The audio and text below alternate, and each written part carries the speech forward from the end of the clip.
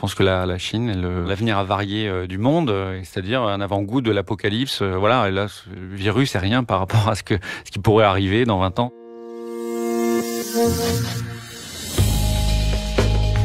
Dystopie.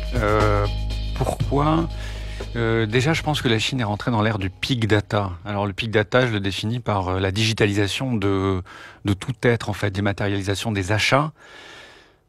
Mais aussi digitalisation de la santé. On voit que par exemple pour circuler en Chine, il faut montrer un code, une sorte de code barre, il faut que ça soit vert. Digitalisation bientôt de la santé psychique. Quand je dis dématérialisation des achats, digitalisation des achats, je pense à Chine en tant que paradis des marketeurs en fait. Utopie réalisée du libéralisme en fait, le marxisme 2.0, c'est la consommation. Consommer, consommer, consommer, produire, produire, produire. Après, la Chine, effectivement, elle s'est donné, à mon avis, un objectif en termes d'excellence, en termes d'intelligence artificielle, et aussi en termes de clonage, sans doute. Donc toutes les nouvelles technologies aussi, et aussi toutes les nouvelles technologies de surveillance, de vidéosurveillance. Ils sont à la pointe de la miniaturisation, par exemple, des caméras, des micros. Ça se trouve, il y en a un chez moi. Ils sont vraiment à la pointe de ces technologies de surveillance. Et ils le vendent d'ailleurs au Moyen-Orient, et bientôt, ils vont le vendre à la France, puisque notre gouvernement ne rêve que de ça.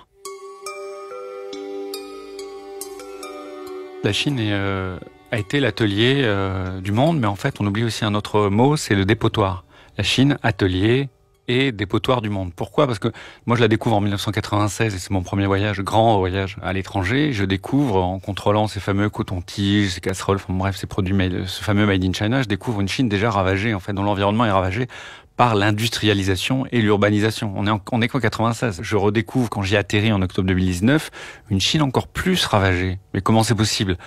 Déjà, le nuage de pollution s'est étendu sur toute la Chine. On parle d'apocalypse, on parle de 500 microgrammes de particules fines par mètre cube d'air. Donc on parle d'une pollution non seulement des sols, de l'air, mais aussi de l'eau en fait. Le microplastique, la Chine est le premier producteur de plastique dans le monde, mais toutes ces rivières sont polluées, l'air est pollué, c'est-à-dire le bio n'existe pas en fait. Ça existe, mais il pourra jamais être bio, puisque même les rivières sont contaminées par les usines, par les rejets des usines, etc., etc. Donc la pollution est devenue effarante en fait. Et du coup, on va sans doute vers une marchandisation de l'oxygène en fait, en Chine et dans le monde.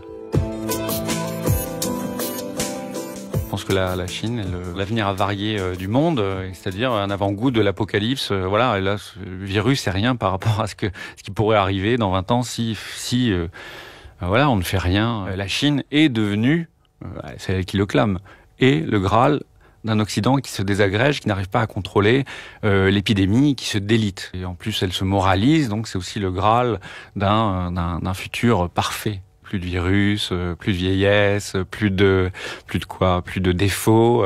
C'est le meilleur des mondes en fait qu'elle veut prôner à travers ces nouvelles technologies. Bon, alors je suis ironique, mais évidemment, moi je pense que la Chine pré-scénarise malheureusement, peut-être, certainement notre avenir en fait. Mais pourquoi j'ai fait ce livre, c'est justement parce que j'ai pas envie de cet avenir où on mixe Blade Runner et aussi Contagion. Le monde est en route vers la catastrophe. Je suis pas pessimiste, mais je pense que la seule finalement résistance à ce monde-là qui arrive et à ce monde en plus ultra sérieux, c'est l'ironie et la poésie. Parce que c'est mon livre finalement et c'est une dystopie poétique. Donc c'est la réponse à cette question-là en fait.